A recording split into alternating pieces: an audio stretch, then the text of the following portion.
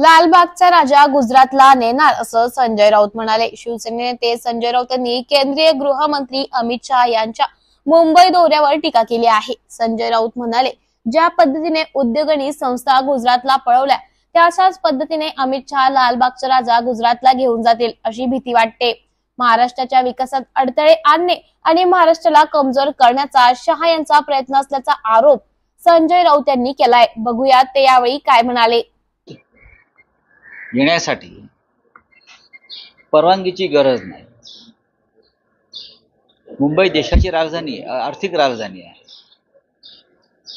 अमित शहाना आमचा विरोध यासाठीच आहे की महाराष्ट्रात त्यांनी ज्या पद्धतीचं दळभद्री राजकारण करून महाराष्ट्र कमजोर करण्याचा प्रयत्न केला,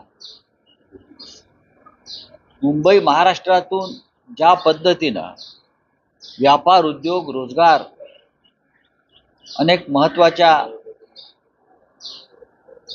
आर्थिक केंद्र आमची ही गुजरातला नेण्याचा प्रयत्न केला आणि केलाच। त्याच्यामुळे अमित शहा यांच्या बाबतीत महाराष्ट्राच्या भावना तीव्र आहेत। आज ते गृहमंत्री आहेत, पण कमजोर गृहमंत्री आहेत। या महाराष्ट्राची कायदा आणि सुव्यवस्था पूर्णपणे ढासळलेली आहे। जम्मू काश्मीर असेल, मणिपूर असेल, इतर भाग असतील, या गृहमंत्र्याचं देशातल्या कायदा आणि सुव्यवस्थेकडे अजिबात लक्ष नाही। राजकारण, पक्षफोडी, लुटमार ह्यांना पाठिंबा देणं, मुंबई लुटणं, लुटणाऱ्यांना पाठिंबा देणं, शिवसेना, राष्ट्रवादी काँग्रेस पक्षासारखे महाराष्ट्र स्वाभिमानी पक्ष फोडून महाराष्ट्र अधिक कमजोर करणं, अशा प्रकारची कामं त्यांनी केली। हे गृहमंत्र्याचं काम नाही। महाराष्ट्र विकलांग करायचा, दुर्बळ करायचा, हे यांचं स्वप्न आहे आणि त्यासाठीच ते महाराष्ट्रात येत असतात, मुंबईत येत असतात। म्हणून महाराष्ट्राची जनता त्यांना या राज्याचा शत्रू मानते। लालबागच्या राजाच्या दर्शनाला ते येत आहेत, येऊ द्या ना। मला तर सारखी भीती वाटते, मला सारखी भीती वाटते की ज्याप्रमाणे मुंबईतले अनेक उद्योग त्याने पळवले, गुजरातमध्ये अनेक संस्था पळवल्या गुजरातमध्ये, त्याप्रमाणे एक दिवस लालबागचा राजा पण गुजरातला नेणार नाहीत ना। हो सकता है, ये कुछ भी कर सकते हैं लोग। लालबाग का राजा इतना बड़ा नाम है, लोग आते हैं देश भर से, चलो गुजरात में लेके जाओ, प्रेशर लाओ।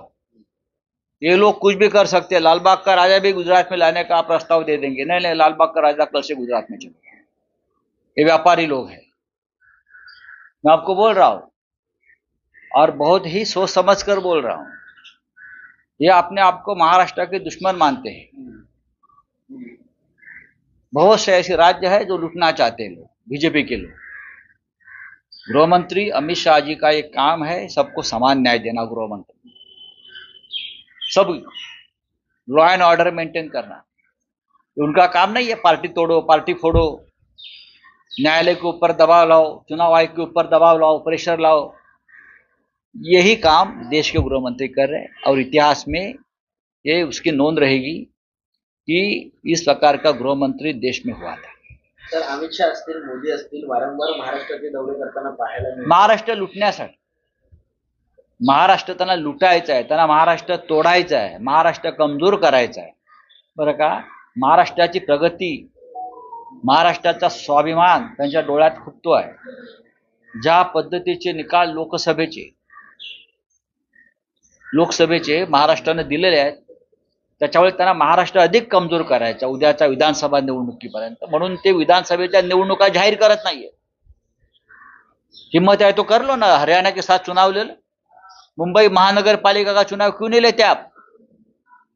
अमित शाह जी, आप आ रहे हैं ना मुंबई में, आप लीजिए ना। 3 साल से मुंबई महानगर पालिका लूटने के लिए आपके लोगों के हाथ में आपने दी है। यही तो सबसे बड़ा घोटाला है आपका। मुंबई लूटो, पुणे लूटो, नागपुर लूटो, कोई कॉरपोरेशन नहीं, कोई लोक प्रतिनिधि नहीं, कोई पीपल्स रिप्रेजेंटेटिव नहीं, कोई मेयर नहीं। आप आएंगे और आपके दलाल लोग यहाँ मुंबई लूटकर आपको माल दे देंगे दिल्ली में। ये चल रहा है। तर भास्कर जाधव म्हणतात की पुतळा जो दिवसा पडला अनिष्ट कुठे तर तळले, मात्र हा जर रात्री पडला असता इतर धर्मियांवरती यांनी ढकलला असतं भाजपने. बघतो मी. राष्ट्रवादी काँग्रेस शरद पवार गटाकडून 90 ते 100 जागा तयार करण्यात सांगितली आहे. त्यांना 2 मीटिंगवर सूचना देखील देण्यात आल्या. ठीक आहे, प्रत्येक पक्ष महाविकास आघाडीतला प्रत्येक पक्ष 3 पक्ष प्रमुख आहेत. त्यांच्याबरोबर शेतकरी कामगार पक्ष आहे, समाजवादी पार्टी आहे, कम्युनिस्ट पक्षाचे दोन्ही गट आहेत, म्हणजे CPI मी सगळे आमच्या बरोबर आहेत. आणि प्रत्येक जण आम्ही एकत्र येऊन आपापल्या जागा वाटपासंदर्भात चर्चा करतो आहोत. राष्ट्रवादी काँग्रेस शरद पवार साहेबांच्या नेतृत्वाखाली एक महत्त्वाचा पक्ष आहे. उद्धव ठाकरे यांच्या नेतृत्वाखालची शिवसेना एक महत्त्वाचा पक्ष आहे. प्रत्येक जण आपापल्या उमेदवारांना आपापल्या जागांवर तयारी करा अशा प्रकारच्या सूचना नक्कीच देत असतो. शेवटी निवडणुका आम्ही एकत्रच लढणार आहोत, ते लक्षात घ्या. पवारांच्या डोक्यात उद्धव ठाकरे मात्र मुख्यमंत्री चेहरा नाही असं फडणवीस. बघा, फडणवीसच्या डोक्यामध्ये आधी मेंदू आहे का हे त्यांना कोणी सांगितलं? पवारांचा मेंदू पवारांच्या डोक्यात. पवारांच्या डोक्यात काय चाललंय हे जर फडणवीसांना कळलं असतं तर त्यांची आजची अवस्था झाली नसती ना. आज त्यांची जी घसरण झालेली आहे त्यांच्या आयुष्याची आणि राजकारणाची आणि प्रतिष्ठेची, बरं का, तुम्ही शरद पवारांच्या डोक्यात काय चाललंय हे तुम्हाला 100 जन्म कळणार नाही. शरद पवार साहेबांच्या डोक्यात काय चाललंय, कोण आहे काय नाही. 2019 साली सुद्धा पवारांच्या डोक्यात काय होतं हे फडणवीसांना कळलं नव्हतं. आमच्या डोक्यात काय होतं ते पण झाले ना उद्धवजी मुख्यमंत्री. 2024ला हिंमत असेल ते वेळेत निवडणुका घ्या. मग कोणाच्या डोक्यात काय आहे आणि डोक्यातून काय बाहेर येत आहे हे जेव्हा समजेल.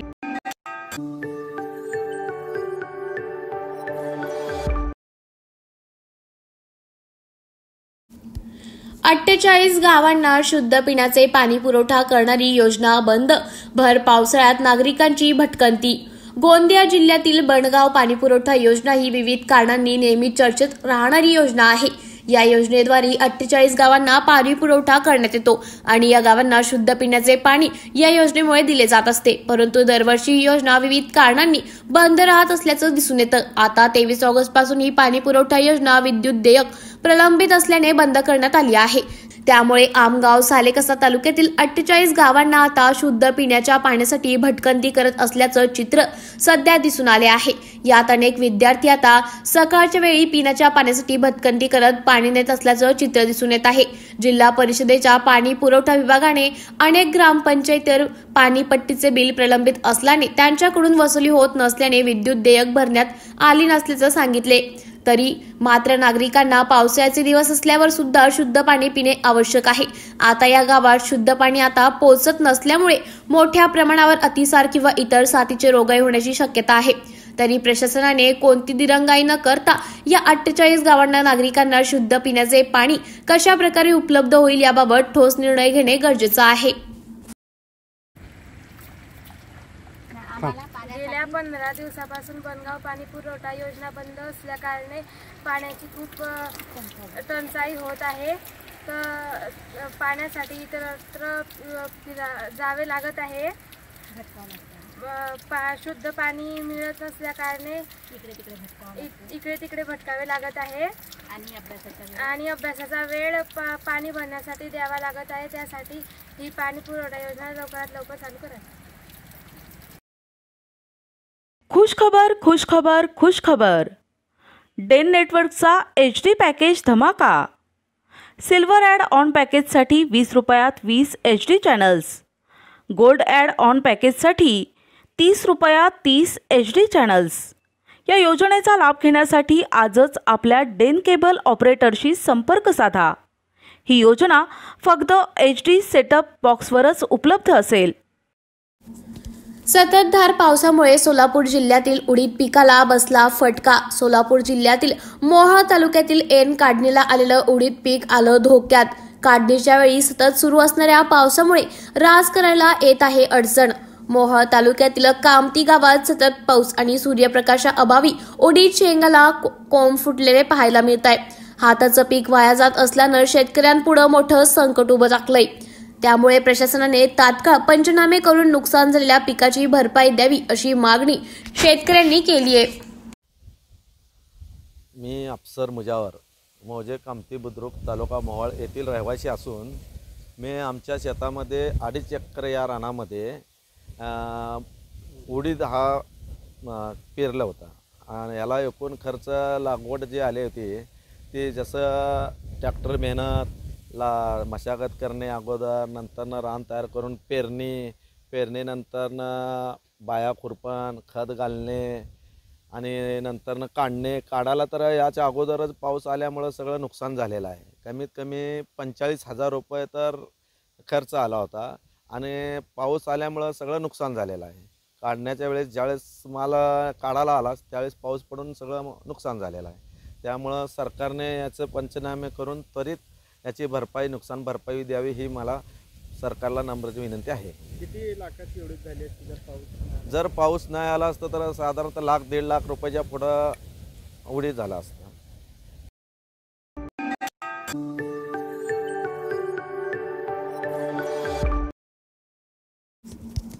श्रीमंत दगडूशेठ हलवाई सार्वजनिक गणपती ट्रस्टतर्फे आयोजन ऋषी पंचमी निमित्त पहाटे श्री शक्तीचा जागर.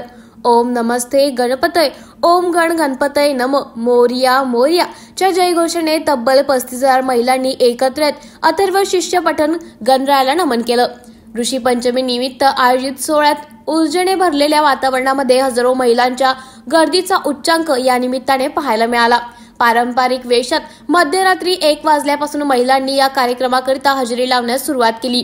गणेश नामाचा जयघोष करीत अथर्व शिष्यासोबत महाआरती करीत महिलांनी श्री शक्तीचा जागर केला.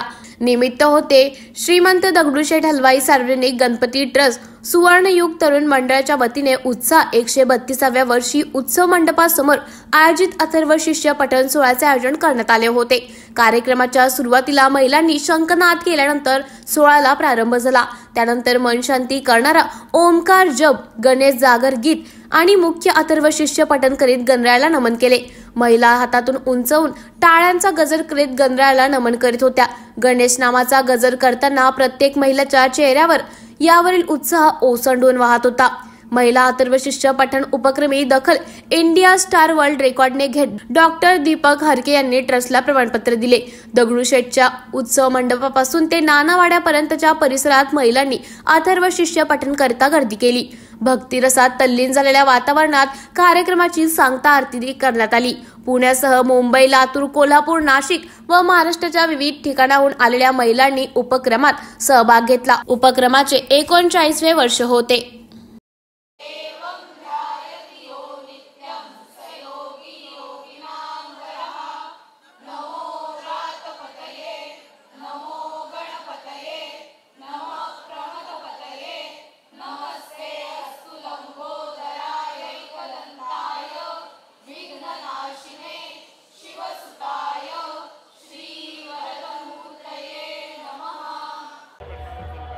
अथर्व शिष्य पठण ह्या कार्यक्रमाला मी गेले 5 ते 6 वर्ष येते. मी ओव्हरऑल इथला आत्ता बुद्धा राऊत ये बहुत यूनिक एक्सपीरियंस है मेरे लिए एंड मुझे ऐसा लगा कि सारी औरतों को, लड़कियों को या जो भी कोई भक्त है उन्हें ये एक्सपीरियंस एक बार तो करना चाहिए. ये इतना सुंदर एक्सपीरियंस है. ये मेरा 3रा साल है. तो इनिशियली मतलब हर साल I look forward to it every year. बहुत अच्छा लगता है यहाँ पे आने के बाद, बहुत प्रसन्न लगता है. अथर्व शिष्य यहाँ पे हर साल होता है. हर साल अथर्व शिष्य होने के कारण यहाँ पे बहुत ज़्यादा पॉजिटिव वाइब रहती है. हर अथर्व शिष्य के टाइम पे इतना ज़्यादा पॉजिटिव वाइब रहता है कि पूरा वाइब्रेशन और पूरा वाइब ही चेंज हो जाता है. बहुत ही ज़्यादा अच्छा लगता है यहाँ पे आने के बाद. बहुत ही ज़्यादा अच्छा ही लगता है. योगी नमस्कार, मी सविता जेरे. खूप छान वाटतंय आज इथे येऊन. खूप वर्ष आम्ही येतो इथे. आज आम्हाला शंखवादनाची संधी मिळाली, इथे बाप्पाची सेवा करण्याची संधी मिळाली. इतकं अतिशय सुंदर भारावलेलं वातावरण इथे, त्यामुळे आम्हाला खूप मजा आली. गणपती बाप्पा मोरया. गणपतीच्या कृपेने हे सगळं होतंय. असंच खूप वर्ष चालत राहो हीच त्या बाप्पाकडे सदिच्छा.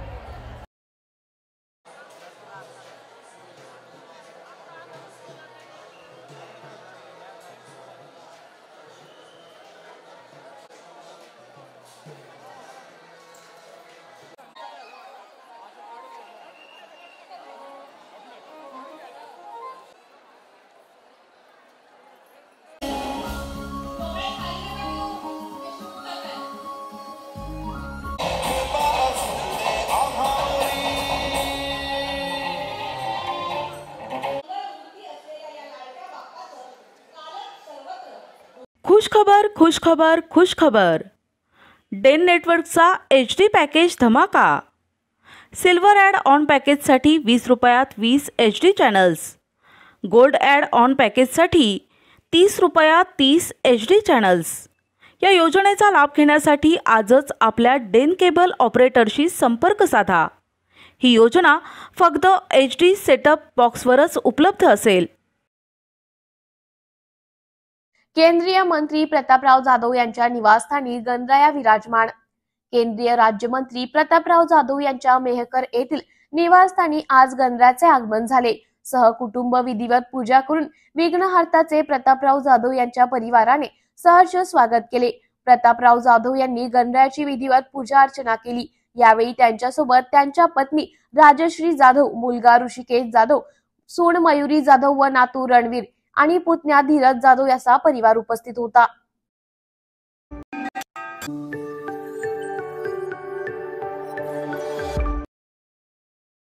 बॉम्बेचं नाव मुंबई करण्यात शहांचा हात, यावर आम्ही हसतो, असं संजय राऊत म्हणाले.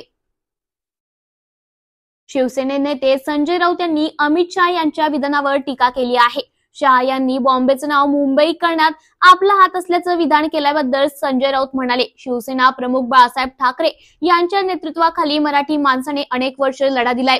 हुतात्म्यांचं बलिदान झालं, त्यातून मुंबईचं नाव बदललं. तसंच त्यांनी लालबागच्या राजाबद्दल चिंता व्यक्त करताना भाजपातील मुंबईतील चांगल्या गोष्टी गुजरातला नेण्याचा प्रयत्न होत असल्याचा देखील आरोप केलाय. बघूया यावेळेस संजय राऊत काय म्हणाले. अमित शाह जी देश के गृह मंत्री है. अमित शाह जी भारतीय जनता पार्टी के नेता है. अमित शाह जी सब कुछ है. लालबाग को हमेशा आते हैं, पूरे देश से लोग आते हैं लालबाग का राजा का दर्शन करने के लिए. आना भी चाहिए, लेकिन जिस तरह से लालबाग के राजा के बारे में उनकी संपत्ति बढ़ रही है. अभी परसों देखा मैंने, एक उद्योगपति ने 17 करोड़ का सोने का मुकुट दिया. उससे भगवान की प्रतिष्ठा नहीं बढ़ती. श्रद्धालु जो आते हैं, श्रद्धा होती है लाखों की, उसके वजह से भगवान होता है. कोई सोना दे, कोई पैसा दे, कोई चांदी दे, कोई और कुछ दे, वो भगवान नहीं होता है, वो प्रतिष्ठा नहीं. लेकिन लोग श्रद्धा से ये सब करते हैं. आपने देखा होगा, लालबाग का राजा जो है वो मुंबई की शान और प्रतिष्ठा है. मुंबई की शान और प्रतिष्ठा में जो बातें हमने देखी है वो सब गुजरात में लेकर चले गए अमित शाह जी और मोदी जी. उद्योग, व्यापार, संस्थाएं जैसे इंटरनेशनल फाइनेंस सेंटर हो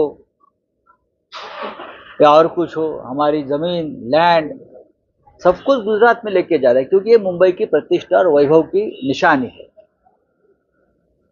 तो इस बार जब अमित शाह जी वहां आए तो लोगों को डर लगा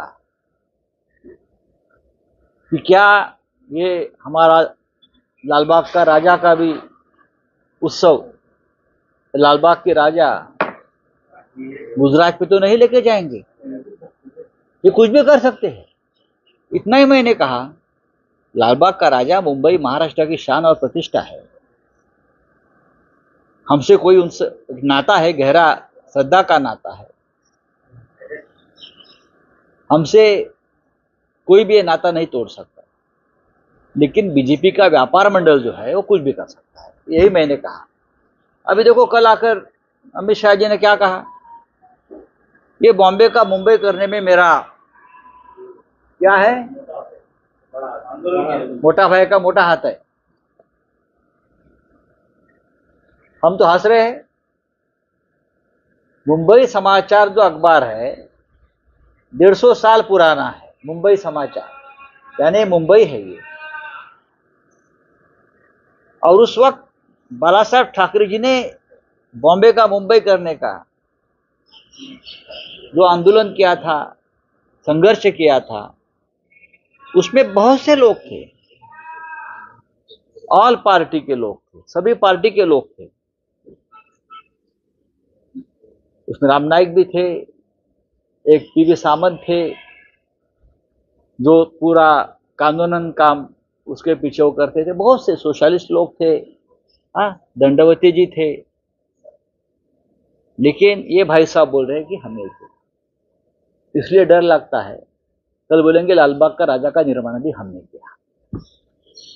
ये मत भूलिए, ये मुंबई महाराष्ट्र की राजधानी है, उनके ऊपर मराठी लोगों का पहला हक है और ये मुंबई के लिए 105 मराठी लोगों ने बलिदान भी किया है। लेकिन इस मुंबई को हमसे तोड़ने की कोशिश आप लोग कर रहे हैं।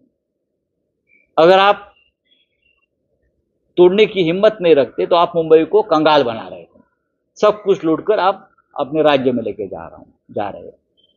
इसलिए हमको डर है। ये लोगों की मन की भावना है। ये बीजेपी को क्या समझता है, क्या अपमान किया? हम लालबाग के राजा के श्रद्धालु है, डिवोटी है। सर, मराठीमध्ये काल एक विधान केलं होतं लालबागच्या राजावर, आता भाजपला असं म्हणतात की उबाडणे यावेळी माफी मागवली। कशाला? हे कोण सांगणार?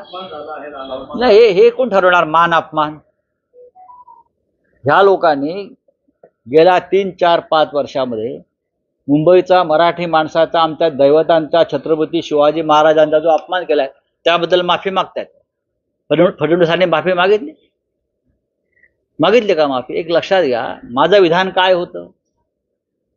आम्हाला भीती वाटते ज्या पद्धतीनं गुजरातचं व्यापारी मंडळ भाजपचं महाराष्ट्राच्या राजधानीवर सातत्यानं हल्ले करताय, मुंबई ओरबडण्याचा त्यांचा जो एक डाव सुरू आहे, मुंबईतल्या सगळ्या उत्तम आणि चांगल्या गोष्टी गुजरातला न्यायच्या, उद्योग असेल, व्यापार असेल, इंटरनॅशनल फायनान्स सेंटर असेल, म्हणजे आंतरराष्ट्रीय वित्तीय केंद्र असेल, आमच्या जमीन, आमच्या जुमले, आमची प्रतिष्ठा, हे सगळं तोडायचं हे फक्त गुजराती व्यापार मंडळाच्या फायद्यासाठी। त्यांनी शिवसेनाही त्यासाठीच तोडली, त्यांनी राष्ट्रवादी काँग्रेसही त्यासाठीच तोडली की गुजराती व्यापार मंडळाचा फायदा व्हावा म्हणून अहमदाबादच्या।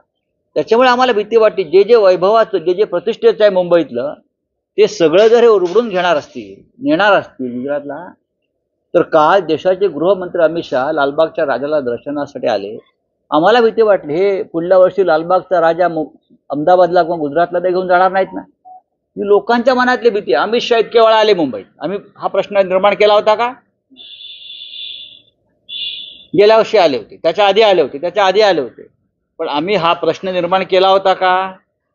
पण आता हे भय वाढलेलं आहे, हे मुंबईतून काहीही उचलून नेऊ शकतात सत्तेच्या बळावर। त्याच्यामुळे आम्हाला लालबागच्या राजाचे आम्ही भक्त आहोत, श्रद्धा आहे, आणि त्या श्रद्धेच्या संदर्भात आमच्या मनात ज्या शंका आल्या, ही सगळी झुंड आलेली आहे। ही झुंड आमच्या लालबागच्या राजा संदर्भात काही वेगळा निर्णय घेतला, कारण लालबागचा राजा ही शान आणि प्रतिष्ठा, जगभरातून लोक येतात। श्रीमंतीविषयी सोडून द्या, परवा कोणीतरी 17 कोटीचा मुकुट दिला, सोनं देवाला देतात म्हणून तो देव नाही, लाखो श्रद्धाळू तिकडे येतात म्हणून तो देव आहे। आणि हे भाग्य मुंबईतल्या दैवतांना मिळत आहे, त्याच्यामुळे कोणाच्या पोटात दुखत असेल। खुशखबर खुशखबर खुशखबर, डेन नेटवर्कचा HD पॅकेज धमाका। सिल्वर ॲड ऑन पॅकेजसाठी 20 रुपयात 20 HD channels, gold add on पॅकेजसाठी 30 रुपयात 30 HD चॅनल्स। या योजनेचा लाभ घेण्यासाठी आजच आपल्या डेन केबल ऑपरेटरशी संपर्क साधा। ही योजना फक्त HD सेटअप बॉक्सवरच उपलब्ध असेल। छत्रपती संभाजीराजे यांनी केली हदगाव तालुक्यात पूरग्रस्त भागाची पाहणी। हदगाव तालुक्यातील 4 दिवसापासून संततधार पावसामुळे ठिकठिकाणी अनेक गावांमध्ये अतिवृष्टी झाली आहे।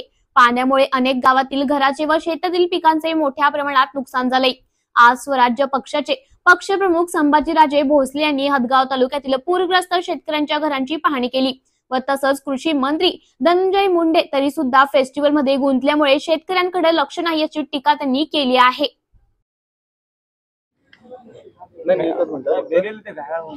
हदगावला आज माझा दौरा आहे। सगळी प्राथमिक स्वतः जाऊन काय परिस्थिती निर्माण झालेली आहे हे पाहणी करण्यासाठी मी आलोय. अत्यंत दुःखी आहे मी की इतक्या वाईट पद्धतीने ज्या पद्धतीने पुरीत आलेलं आहे आणि इथल्या लोकांचं नुकसान झालेलं आहे. सरकारने तर पंचनामे करावेच लागतील, त्याबद्दल काही दुमत नाहीये. तुम्ही पैसे तर द्यावे लागतील, त्याबद्दल सुद्धा दुमत नाहीये. पण इन्शुरन्स जो काढलेला आहे ते तुम्ही केव्हा पैसे देणार? मगाशी मी इथं आपलं उंचाडाला होतो आणि तिथं चव्हाण हा शेतकरी म्हटला की मला जर राजे 4 दिवसात जर पैसे आले नाहीत तर मी आत्महत्या करणार. आता हा प्राथमिक स्वरूपात सगळ्यांच्या वतीने धाडस करून त्यांनी मला बोलून दाखवलं. तर मी त्याला धीर दिला की बाबा सरकारने नाही पैसे दिले तर मी तुला पैसे देईल, स्वराज्याच्या माध्यमातून पैसे लगेच माधवराव देवसकर पोच करतील म्हटलं. पण हे होऊ नये ह्याच्यासाठी काय आपण उपाययोजना करू शकतो? नदी खोलीकरण असेल किंबहुना अनेक वेगळे वेगळे त्याचे मार्ग असतील. पण मी शेतकऱ्यांची अवस्था पाहून मला फार मनापासून वेदना झाल्या. आणि कृषी मंत्री इकडे यायचे सोडून, आमदार खासदार सोडून ते आलेच नाहीत. आणि कृषी मंत्री इकडे यायचं सोडून बीडला सांस्कृतिक कार्यक्रमात मग्न आहेत. हे काय बरोबर आहे? काही शोभते काय महाराष्ट्राला? हे शोभते काय कृषी मंत्र्यांना? जरा या इकडं बघा परिस्थिती काय. इथं आता मी कुठल्या गावात मारले गावात आहेत, त्या इतक्या गरीब 15 घरं उद्ध्वस्त झाले, घरच नाही राहिले नाहीत. आता हे ना 10,000 रुपये तुम्ही मदत करायची आणि परत पुढच्या वर्षी पूर येणार आणि परत 10,000 रुपये द्यायचे. काय होणार आहे? 10,000 रडत होते आता काय सगळे. त्याला आम्ही दुसऱ्यांच्या घरी राहून राहिलो आणि 10,000 रुपयांनी काय होणार आहे आमचं? आम्हाला घरकुल मिळणार आहे का? ह्याच्यावर माझी सगळी विनंती राहणार आहे इथल्या जिल्हाधिकाऱ्यांना, प्रशासनाला, इथल्या लोकप्रतिनिधींना. तुम्ही याच्यावर लक्ष घाला. मी माधवराव देवसकरांना सुद्धा सांगितलं, स्वराज्याच्या माध्यमातून सुद्धा तुम्ही जोरात आवाज उठवा. शेवटी शेतकरी हा आपला केंद्रबिंदू आहे. शेतकरी आहे म्हणून आपण जगू शकतो आणि म्हणून बाकी सगळ्या गोष्टी आपण थांबवू शकतो. पण शेतकऱ्यांचं डोळ्यातलं अश्रू हे पाहून मला तर मी एकदम म्हणजे काय, मला शब्द नाहीत. कृषी मंत्र्यांवर तुम्ही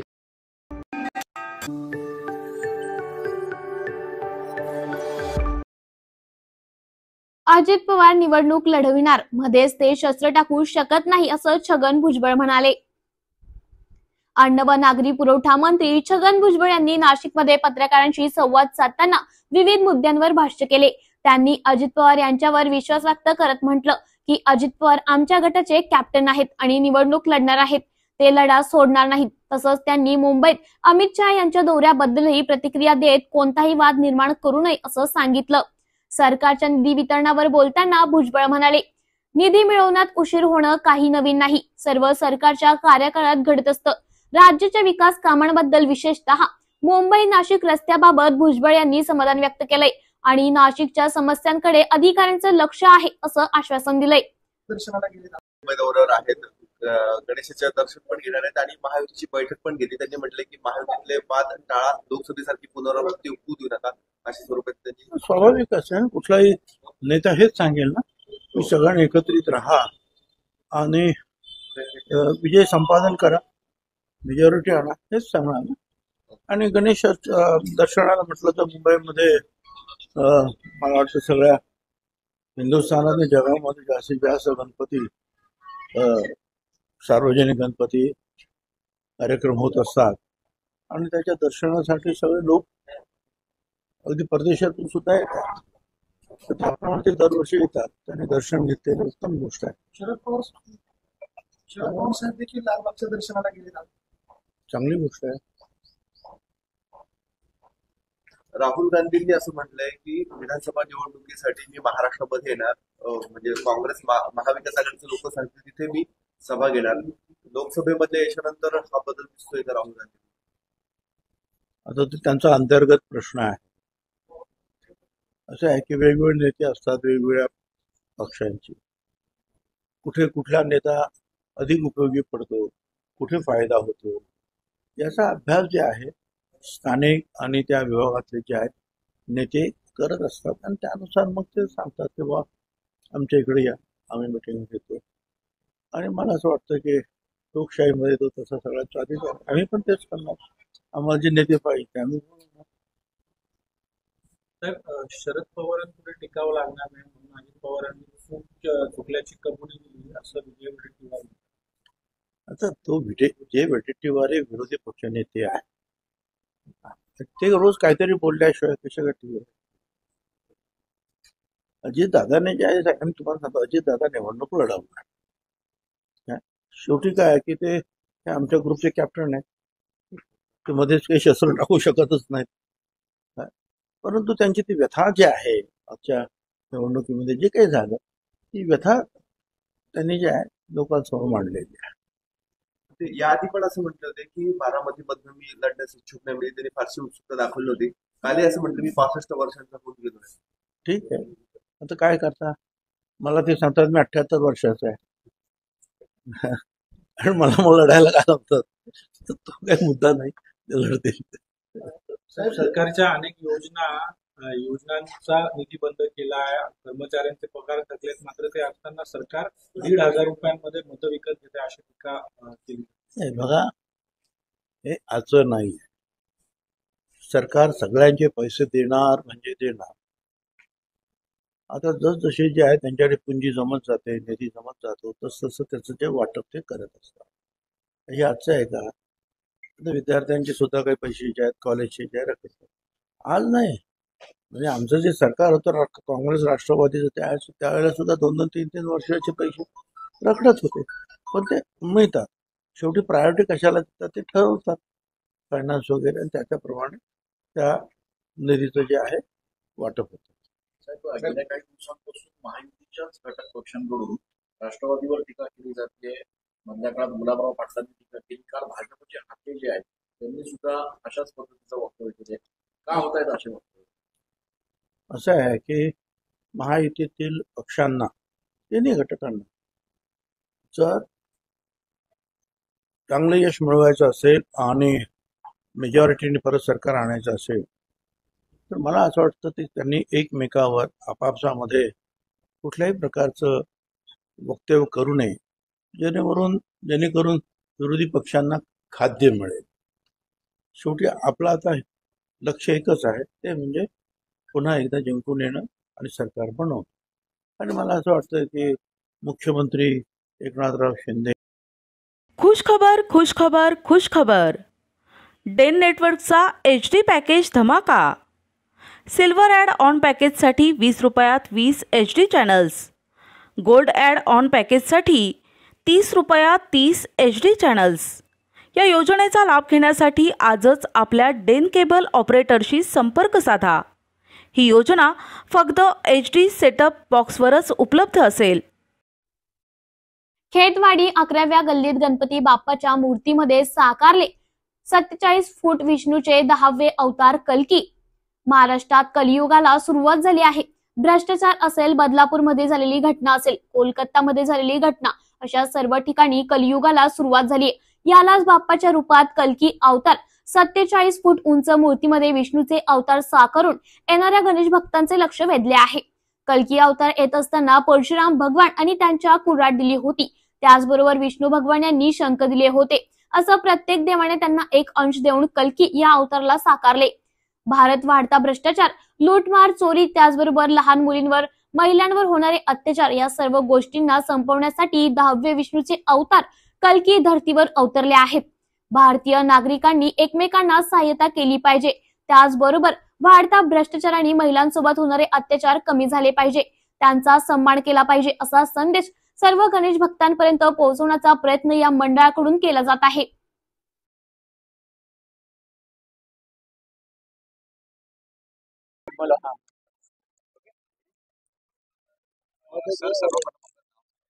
माझं नाव गणेश पटेल.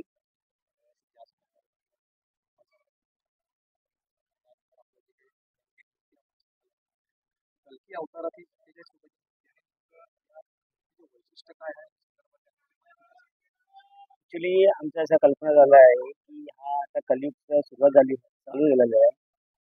त्या व्यतिरिक्त आम्ही लोकांनी एक कल्पना केली की आपण एक गणपती मूर्तीमध्ये आपण एक कल्की अवतार 10वा अवतार विष्णूजीचा आपण असं कल्पना करून एक सुनील वाडकर आपला मूर्तिकार आहे त्याच्यावरून बसून आपण ह्या मूर्तीची कल्पना करून एक घडवली आहे मूर्ती आपण बाप्पाच्या स्वरूपामध्ये कल्की अवतार.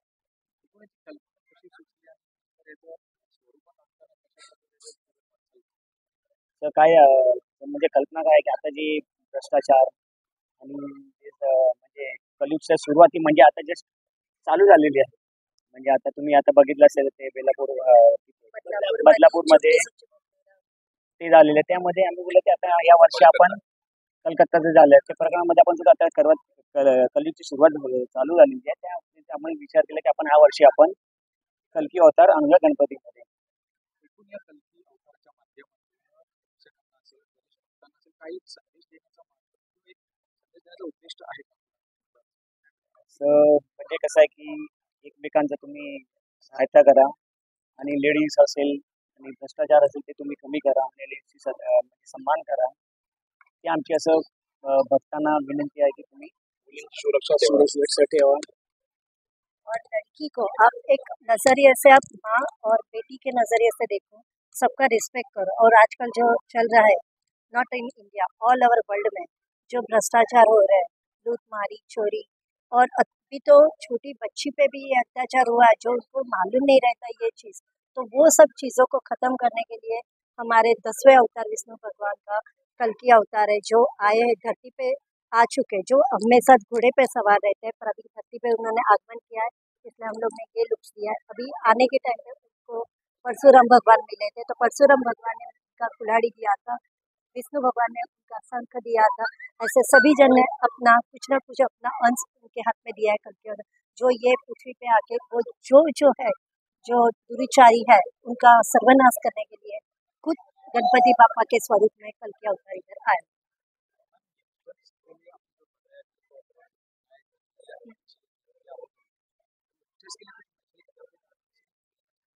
आजकल के यंगस्टर्स लोग ऐसे मतलब अभी मैं बोलने जो होते टीन एजर्स की बात ही करती, जो ये माहौल से गुजरते हैं, जो स्कूल्स कॉलेज में से आते हैं, तो वो एकदम पहले के जनरेशन में ऐसा नहीं था, तो वो अपने जैसे एज के हिसाब से वो बढ़ते हैं, न्यू जनरेशन में आते हैं, तो वो उनको लगता है कि हम लोग बहुत मैच्योर है.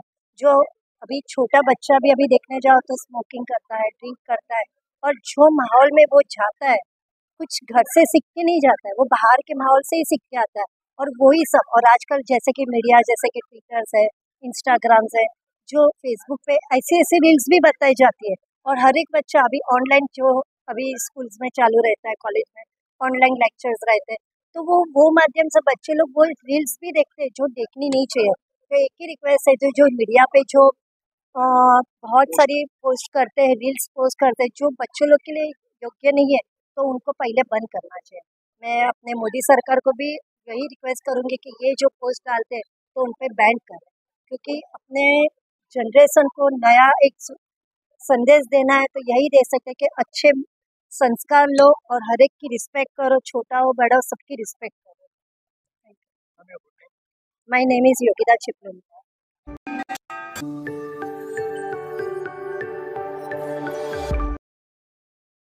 नुकसानग्रस्त जिल्ह्यांमध्ये प्रत्यक्ष जाऊन आढावा घेतला जाईल असं अनिल पाटील म्हणाले.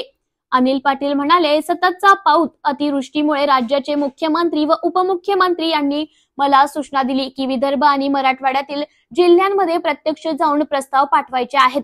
प्रचंड मोठ्या प्रमाणात पाऊस पडला. लोकप्रतिनिधी जिल्हाध्यक्ष यांनी माझ्यापर्यंत माहिती पोहोचवली. शेतकऱ्यांच्या बांधावर जाऊन पाहणी करणार आहे. शेतकऱ्यांना लवकरात लवकर मदत देता येईल यासाठी प्रयत्न केले जातील.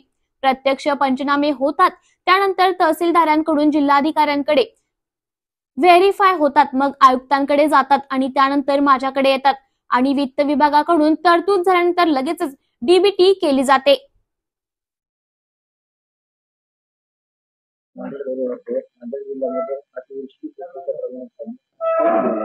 आता सततचा पाऊस असेल, अतिवृष्टी असेल, त्या दृष्टिकोनातून राज्याच्या मुख्यमंत्री आणि दोन्ही उपमुख्यमंत्र्यांनी मला 1-4 दिवसापूर्वी एक सूचना दिली आणि मराठवाडा आणि विदर्भातल्या काही जिल्ह्यांमध्ये जाऊन प्रत्यक्ष जाऊन आढावा हा त्या जिल्हाधिकाऱ्यांकडनं घेऊन त्याचे प्रस्ताव तातडीने आयुक्तांमार्फत शासनाकडे सबमिट करण्याच्या दृष्टिकोनातून प्रक्रिया लवकर झाली पाहिजे, या दृष्टिकोनातून आजचा हा विदर्भ मराठवाड्यातला खऱ्या अर्थाने माझा दौरा आहे.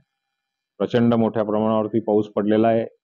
स्थानिक लोकप्रतिनिधी असतील, आमदार असतील, स्थानिक वेगवेगळ्या पक्षाचे कार्यकर्ते असतील, आता बऱ्याचशा राष्ट्रवादी काँग्रेस पक्षातल्या तालुका अध्यक्षांनी किंवा जिल्हा अध्यक्षांनी माझ्यापर्यंत माहिती संपूर्ण मराठवाड्यातल्या या आपलं नांदेड असेल, हिंगोली असेल, परभणी असेल, या तिन्ही जिल्ह्यातली माहिती दिलेली आहे.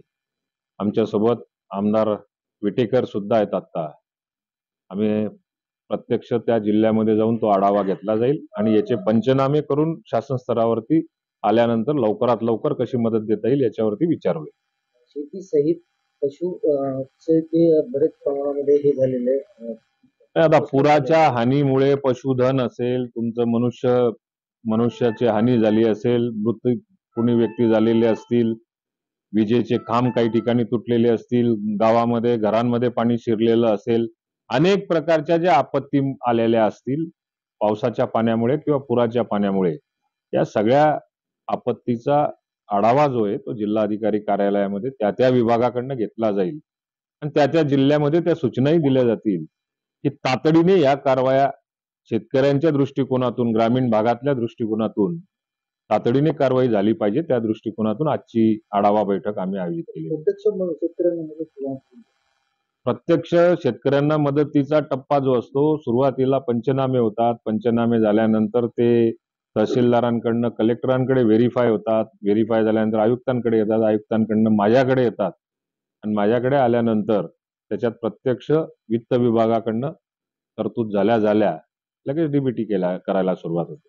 नांदेड हिंगोली या मार्गाचा रस्ता जे नांदेडवरनं जातो, पासदगाव येथे मुख्यमंत्री एकनाथभाई शिंदे यांच्या हस्ते भूमिपूजन करण्यात आलं होतं त्या पुलाचं, पण अद्याप त्या पुलाचं काम चालू झालं नाही. त्यामुळे या वर्षी देखील एक शेतकरी वाहून आता या विषयाचा माझा काही फार संबंध नाही, मला माहिती नाही, त्यामुळे या विषयावर बोलण्यात काही अर्थ नाही.